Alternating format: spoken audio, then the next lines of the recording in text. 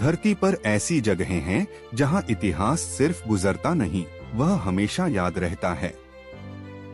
यह पुराने पत्थरों की दरारों में छिपा है और पवित्र झरनों के पानी में बहता है।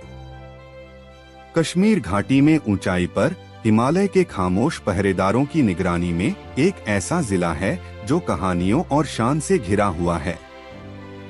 यह अनंतनाग है। आज के यात्रियों के लिए यह खूबसूरती का शहर है, लेकिन इतिहासकार और रहस्यों की खोज करने वालों के लिए यह एक ऐसी पहेली है जो 1000 साल से भी ज्यादा समय से अनसुलझी है। यहाँ एक खोए हुए साम्राज्य ने इतना एडवांस्ड स्ट्रक्चर बनाया जो पुराने ग्रीस के आर्किटेक्चर को टक्कर देता था।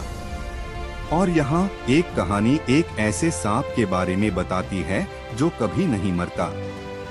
उस बड़े सूर्य मंदिर को किसने बनाया जो अपने समय की टेक्नोलॉजी को चुनौती देता है? इसे इतनी बुरी तरह क्यों नष्ट किया गया कि 1 साल तक आग जलती रही? और इस मीन और कॉस्मिक सांप के बीच क्या कनेक्शन है? हमारे साथ जुड़े अनंतनाग के रहस्य को सुलझाने में। इस रहस्य को समझने के लिए हमें पहले नाम को समझना होगा। अनंतनाग। पुरानी संस्कृत भाषा और लोकल लोक कथाओं में इस शब्द के 2 मतलब हैं। नाग का मतलब पानी का झरना होता है, लेकिन इसका मतलब कोबरा या सर्प भी होता है। अनंत का मतलब है अनंत या अंधी। इसलिए हम अनंत झरनों या अनंत सर्प की धरती पर खड़े हैं।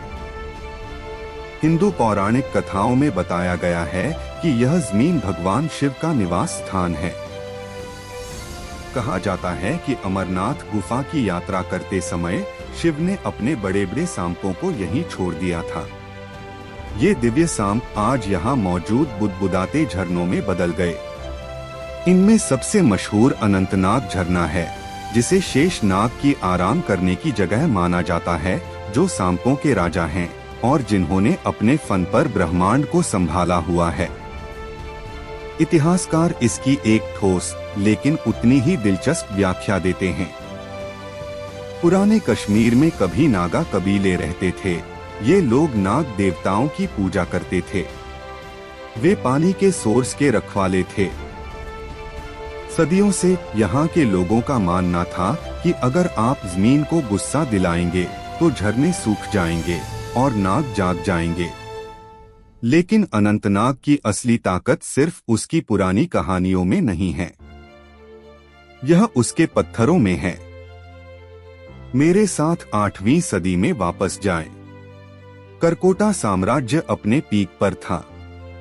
इस जमीन पर एक ऐसे आदमी का राज था जिसका नाम आज की इतिहास की किताबों में काफी हद तक भुला दिया गया है, फिर भी उसकी जीत सिकंदर महान को टक्कर देती थी। उसका नाम ललितादित्य मुक्तापीड़ था। उसका साम्राज्य पश्चिम में कैस्पियन सागर के किनारे से लेकर पूर्व में बंगाल तक फैला हुआ था। ललितादित्य सिर्फ एक विजेता नहीं थे, वह एक दूर की सोचने वाले थे। वह एक ऐसा स्मारक बनाना चाहते थे जो दुनिया को यह इशारा दे कि कश्मीर सभ्यता का सेंटर है। वह सूर्य देवता के लिए एक घर बनाना चाहते थे। उन्होंने अपनी मास्टरपीस मार्तंड सूर्य मंदिर बनाने के लिए अनंतनाग जिले में एक पठार चुना, जहां से घाटी का पैनोरमिक व्यू दिखता था।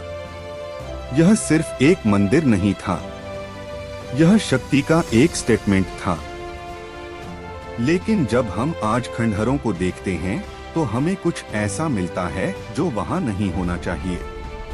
आर्किटेक्चरल स्टाइल जो हजारों मील दूर के हैं। मार्तंड मंदिर के खंभों को ध्यान से देखें। क्या आपको नालीदार कॉलम दिखते हैं? सीधी लाइनें, तिकोने पेडिमेंट। ये उस जमाने के पारंपरिक भारतीय मंदिर आर्किटेक्चर की खासियत नहीं है। ये ग्रीक डोरिक ऑर्डर और रोमन आर्किटेक्चरल स्टाइल की खास बातें हैं। यह सबसे बड़ा रहस्य है। हिमालय में 8वीं सदी में बने एक मंदिर में पुराने ग्रीस और रोम का डीएनए कैसे आया? कुछ इतिहासकारों का मानना है कि ललितादित्य ने मास्टर बिल्डरों के एक खोए हुए ग्रुप को काम पर रखा था, सिल्क रोड से आए घूमने वाले कारीगर जिन्होंने पूरब की स्पिरिचुअल ज्योमेट्री को पश्चिम की स्ट्रक्चरल शान के साथ मिलाया था। यह कल्चर का ऐसा मेल था जिसने इंसानी इतिहास में कुछ अनोखा बनाया। इंजीनियरिंग शानदार थी। मंदिर चूना पत्थर के बड़े बड़े ब्लॉक का इस्तेमाल करके बनाया गया था, जिन्हें गारे से नहीं बल्कि लोहे के डॉवेल से जोड़ा गया था। इसे भूकंप प्रूफ बनाया गया था। इसे हमेशा टिकने के लिए डिजाइन किया गया था। बीच का मंदिर 60 फीट ऊंचा था, जो स्काईलाइन पर छाया हुआ था। लेकिन जैसा कि हम जानते हैं, कुछ भी हमेशा नहीं रहता। आखिरकार करकोटा वंश का सूरज डूब गया। सदियां बीत गईं और पॉलिटिकल माहौल बदल गया। 15वीं सदी की शुरुआत में एक नया शासक बना, सुल्तान सिकंदर बुतशिकन। इतिहास उसे एक डरावने टाइटल से याद करता है, आइडल ब्रेकर। मार्तंड सूर्य मंदिर को तोड़ना कोई आसान काम नहीं था। यह स्ट्रक्चर इतना मजबूत, इतना बड़ा था कि गिरने का नाम ही नहीं ले रहा था। पुराने रिकॉर्ड बताते हैं कि यह एक दिन या एक हफ्ते में नहीं टूटा था। सिकंदर की सेना को इसे तोड़ने में पूरा 1 साल लग गया था। उन्हें नीम की जड़ें काटने के लिए जमीन में गहरी खुदाई करनी पड़ी। उन्होंने पवित्र जगह को लकड़ी से भर दिया और उसमें आग लगा दी। गर्मी इतनी तेज थी कि बड़े बड़े चूना पत्थर के ब्लॉक फटकर अलग हो गए।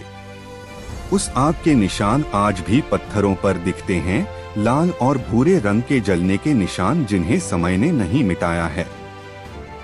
आज मार्तंड सूर्य मंदिर अनंतनाग में एक शानदार खंडहर के तौर पर खड़ा है।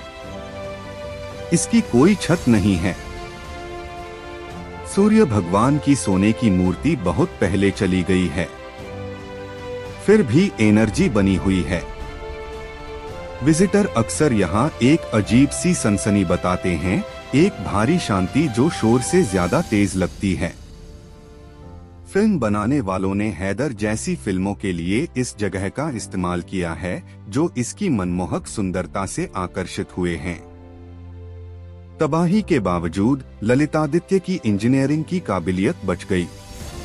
जो दीवारें बची हैं, वे अभी भी सूरज की सीध में हैं। मंदिर का वाटर मैनेजमेंट सिस्टम अभी भी आर्कियोलॉजिस्ट को हैरान करता है। यह उस समय का सबूत है जब कश्मीर दुनिया की इंटेलेक्चुअल और आर्किटेक्चरल कैपिटल था। अनंतनाग जिले में नागा कबीलों की यादें, सूरज की पूजा करने वालों की प्रार्थनाएं और हमलावरों के निशान हैं। यह एक ऐसी जगह है जहां अनंत सर्प सोता है, इंसानी ख्वाहिशों के खंडहरों पर नजर रखता है। इतिहास अक्सर जीतने वाले लिखते हैं, लेकिन खंडेहर सच बोलते हैं। अनंतनाग का रहस्य सिर्फ इस बारे में नहीं है कि क्या नष्ट हुआ, बल्कि इस बारे में भी है कि क्या बचा। यह हमें याद दिलाता है कि पत्थर तोड़ा जा सकता है, लेकिन महानता की विरासत को मिटाया नहीं जा सकता। आपको क्या लगता है कि इन खंडहरों के नीचे क्या दबा है? क्या यह पुरानी टेक्नोलॉजी थी या बस खोया हुआ जादू? हमें नीचे कमेंट्स में बताएं। अगर आपको अतीत की यह यात्रा पसंद आई तो प्लीज लाइक और सब्सक्राइब करें। अगली बार तक अनजान चीजों को एक्सप्लोर करते रहें।